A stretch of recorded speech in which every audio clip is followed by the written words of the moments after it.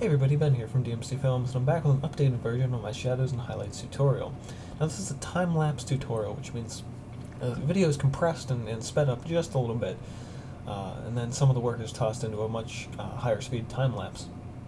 Now what I've already done with this piece is I've laid down a background and sort of some highlights on the tree along with just sort of a black outline of everything. Now if you search Tim I've been calling him Gagnon. I think it's like Gagnon, but more or less phonetically pronounced Gagnon. If you check out his work, this is inspired by that, and I kind of model some of these techniques after some of the things that he shows in his videos. Now I'm using a brush called a filbert. I'm not sure the number on it because I've got it covered in tape. It's a pretty old brush. And the filbert brush will allow you to get sort of the round, leafy shape of the tree, as well as a lot of other sort of natural sections.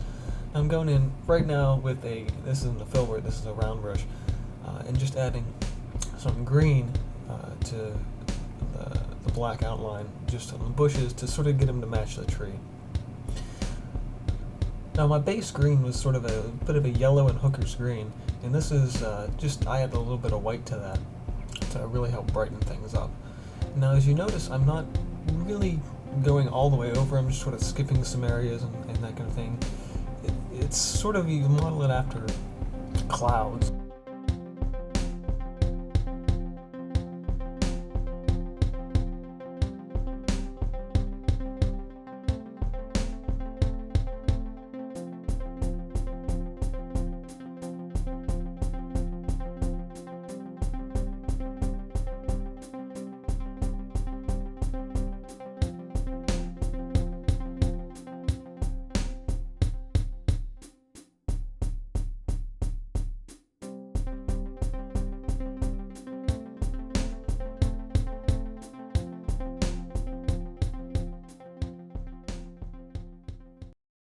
Okay, now I've added in my highlights to this, and as you can see with the highlights, I kind of skipped around a little bit. I didn't just add a big chunk of that light green pretty much anywhere. At this point, I'm going to be going into the shadow of the tree. And what you'll see certain artists do on occasion is sort of tap out the outline of the shadow and just sort of leave that section blank. And in a lot of times that will work, and it does create a really interesting effect, and I'm just kind of showing you the real light, what that looks like now, but I tend to shy away from it because you don't get the texture on the grass from underneath. So at this point I'm going to go ahead and just lay down the green pretty much everywhere. Again, you're sort of skipping some spaces because you can decide exactly where you want the land to kind of move around.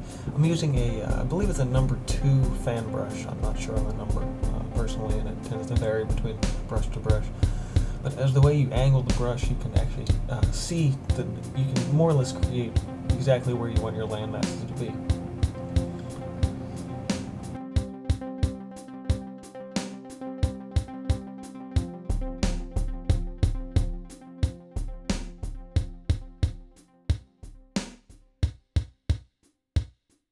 Now we're about halfway through this one, since now we have all the highlights in. And at this point we're going to just go ahead and add our shadows in right over top of this.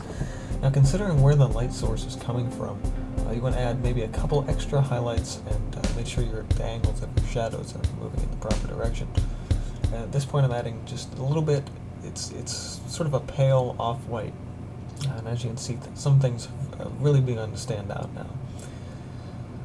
Now, one thing you can't forget about is to do the tree itself. This is a number 1 liner brush. Generally my favorite brush of all time because it allows you to get some really fine details. And I've had a mixture right now of a sort of a yellow ochre and white, maybe a little bit of black in there as well, just to kind of give it that little bit of an edge. And I'm going in with another brush there and sort of fuzzing and blending that out as well. This brush is probably the equivalency of a round brush, but it's sort of old and beaten up, and it was actually a flat brush at one point in time. But generally speaking, you just want to grab something old or something cheap for the shadow process. What I've basically done here, I'm explaining right now about how, at least in the Now the way your light's coming in, you want to make sure your shadows are angling down at the proper direction. The layer of black I'm doing now, it's a layer of black. It's sort of a wash. I've watered it down with water a little bit to kind of let it flow a little bit. Darkening that ever so slightly. Just bring it right up to the edge of that bush to really add some dramatic lighting effects.